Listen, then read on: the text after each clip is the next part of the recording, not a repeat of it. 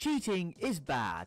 Bullet for my Valentine. Cheating in anime and manga isn't exactly, a very common theme, with most of the cheating you're gonna get in an anime is a delinquent character cheating on a test in some sort of slice of life show. And since cheating is mostly confined to the X-rated genre of anime, and there's only really like a very few select shows like School Days, Golden Time, and of course Domestic Girlfriend, wherever we see it. And whenever we see it in an anime, it's like the Pandora's box of NTR being unleashed, the 4 horsemen of Rule 34R onto my Twitter timeline. Anyways, picture this, you're in a relationship.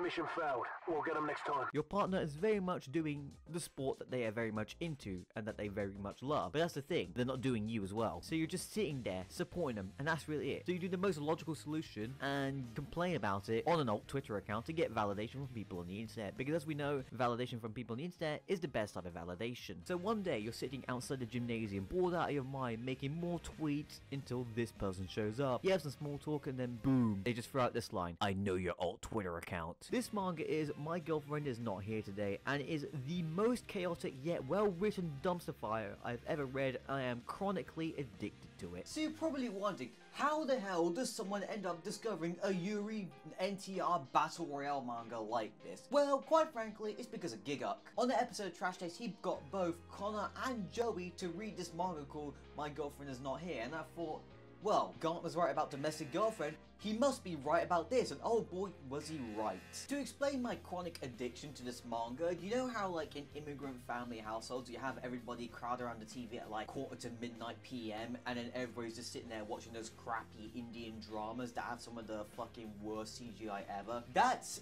me with this manga. This manga is written by Kyoko Iwami, and going through a lot of her previous works, there's definitely a very big theme here: girl on girl action. And this manga doesn't disappoint with a lot of girl on girl action in here that is also relevant to the plot. Speaking of the plot of this manga, oh my gosh, I don't know what sort of witchcraft is being used here, but it is super strong because I genuinely cannot take away my eyes from the page. And no, not because of, just the amazing art and also a heck of a lot of boobs. The story is fantastically written, and despite cheating being an overall bad thing, I feel like I'm actually supporting the cheating here. Like, something is really wrong here. There have been very few times that a piece of media has genuinely made my jaw drop. Like the first time being Masquerade revealing he's actually Alice, finding out that Rhino and Bertold were actually the Colossal and Armored Titan, watching Sonic and Shadow team up in Sonic the Hedgehog 3. However, the first 24 chapters that I read of this manga, I must have dropped my jaw at least 7 or 8 times. The ST manipulation from Fuko combined with Uni's constant mental battles of whether it's wrong or right to be cheating because of how Nanase treats her sometimes, makes for such great storytelling and yet such an addicting read. Combined with how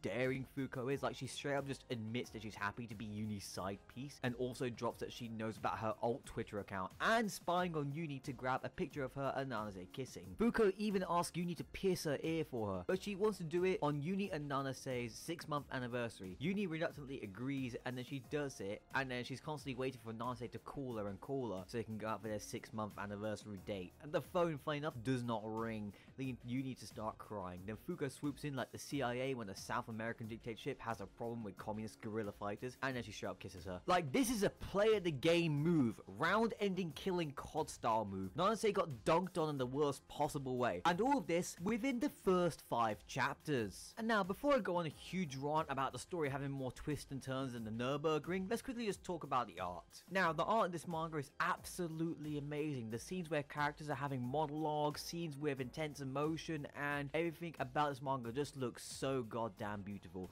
Some of these pages could straight up be Bullet for My Valentine album covers. Specifically in chapter 12, there's so many great panels there. Now, I don't think it can be shown on YouTube, but definitely go and have a look at it when you have a chance. Hey there guys, before we get on with the rest of the video, I just want to let you know that we are actually closing in on 2,000 subscribers. And when we get to 2,000 subscribers, I will literally review Overflow. Another Hunter review, huh?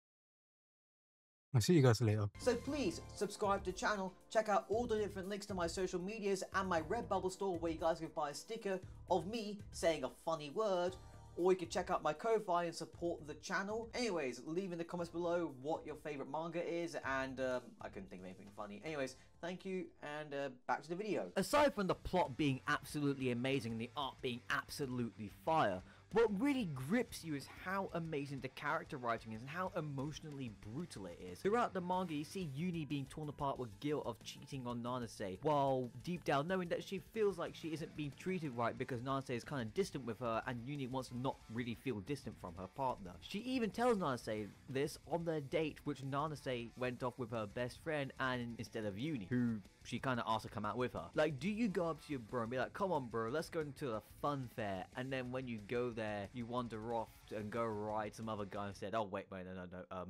I mean, go on a ride with some other guy. Oh wait, that sounds kind of wrong too. You wander off with some bloke and do something else.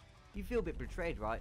Like, bruh, we came to hang out together, now you're running off with some other dude. What the hell? But then Fuko swoops in like that character from Holes, being like, yeah, I can fix that. She's bold, confident, and willing to show love, but underneath that, at home, she's not receiving very much love from her parent. This phenomena is known as Pokemon Card Child Syndrome. This is where the parents of the child flex their child's grades in school and, you know, comparing children like Pokemon cards in school. It goes a little something like this. You see, my child got all A's on the report card. My child makes biological weapons. My child won the first place in the science contest for making a particle accelerator. My child is the president. Despite the child achieving all these things, they're getting treated like that's the only thing that provides them worth. And in some cases, still getting treated like, you know, they got D's on their math test when they really got like a B or a C. This is the way of the Asian household. And this is what's happening to Fuko. She's not as good as her brothers and straight up being told that she's a mistake. She also gets straight up ignored by her parents and forced to obey no matter what. Like when her grandma died, her grandma wanted her to have her entire book collection, but then once she died, her parents hired people to throw away all these books, which they spent time reading together. And then on the opposite side of the spectrum is Uni, who as a child was a very lonely child, obviously dad not present and her mum working a lot, but her mum still loved her a lot. Fuko wants love, and when she loves someone, she just seems to force it onto someone. And then there's Uni, who also wants love, but then really expresses it like the type that wants to do those cringy couple TikToks. This story isn't just about cheating, it's about self-worth and knowing exactly what you want. Uni clings to Fuko not out of pure love, but out of fear of being alone. Uni doesn't seem to know what she wants, and her sense of self-worth is entirely tied to how others treat her. She becomes trapped in relationships that hurt her, especially with Fuko, because it's easier than being alone. Uni wants a healthy relationship. Her relationship with Nanase is what she needs, but her relationship with Fuko is what she desires. And yes, it all boils down to wants, needs, and desires.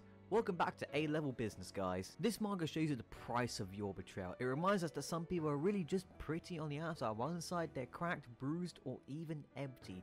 And in some cases, no matter how loud the cries are, they're just in vain. It's a story about where love gets twisted, manipulation wears a smile, and where even the villains can feel heartbreakingly human.